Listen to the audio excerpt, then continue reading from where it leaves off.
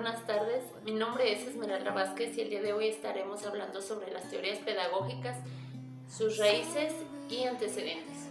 Hablar de la educación es hablar de la evolución del hombre. Desde sus orígenes, el hombre ha tenido la necesidad de apoyarse en la enseñanza como medio para su desarrollo, supervivencia y crecimiento. En los países occidentales, el sistema de educación tenía su raíz en la religión judía y cristiana. Esta educación se daba principalmente en los monasterios, pero no todos tenían acceso a esta educación. Solamente la clase alta podía acceder a ellos. Uno de los representantes del sistema educativo occidental es Rousseau, uno de los más relevantes de su siglo. Una de sus principales obras fue El Emilio, en el que decía que los niños debían de ser tratados como tales y no como adultos en miniatura. Sus fines educativos eran más sociales que individuales.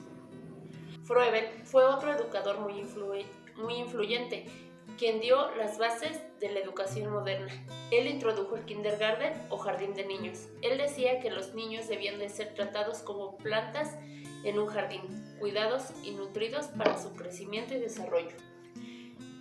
Otro de los grandes pedagogos de esa época fue el precursor de la escuela nueva, Celestin Freinet. Él era opositor al sistema de educación que se impartía en esas fechas y sus ideales era que la escuela era para el pueblo donde todo mundo debía tener acceso. Consideraba que la teoría y la práctica van de la mano y no puede estar una sin la otra.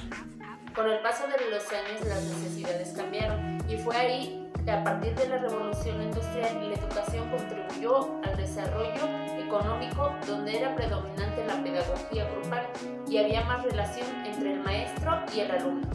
El sistema educativo asumió los valores de la organización industrial, que era la jerarquía, la planificación, el control y la estandarización. Los jóvenes se formaban para obedecer y memorizar para que cuando llegara la época de su desarrollo profesional tuvieran esos valores.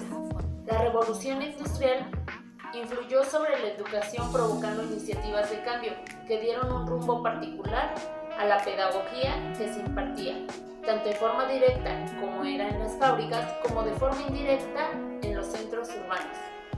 John Dewey era un pensador de la corriente llamada Escuela Nueva o Activa, que fomentaba la actividad, el respeto, la libertad y flexibilidad de aprendizaje. Como pedagogo, Dewey se consideraba un opositor a la escuela tradicionalista y memorística. Consideraba que la educación democrática, justa y equilibrada repercute directamente en la educación del joven o del estudiante y que las acciones educativas orientadas y facilitadas por el maestro le permiten al niño independencia para tomar decisiones y un mayor interés para realizar las tareas. Sin duda alguna, esta línea educativa es compartida por más pedagogos.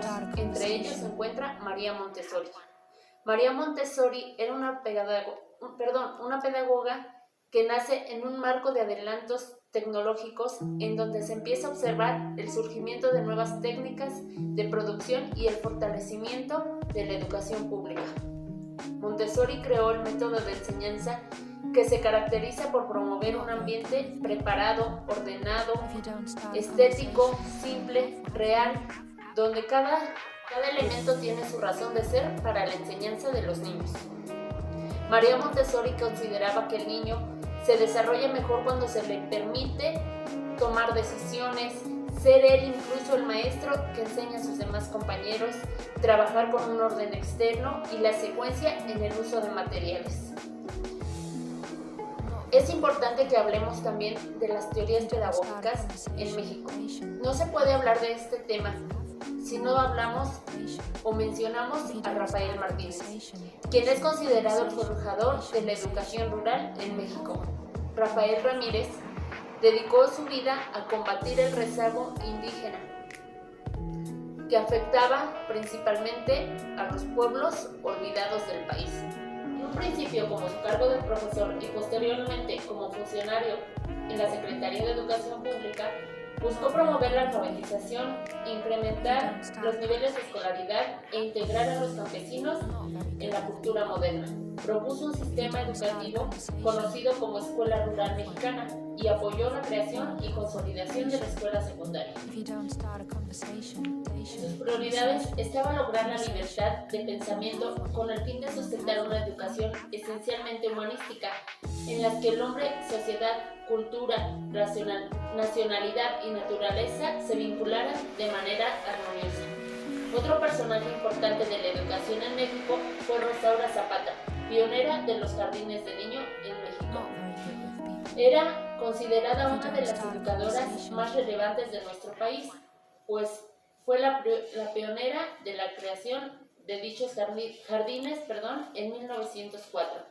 Tras viajar a varios países y conocer los jardines de niños creados por Pestalozzi y Froebel, regresó a México para aplicar todas esas técnicas en nuestro país.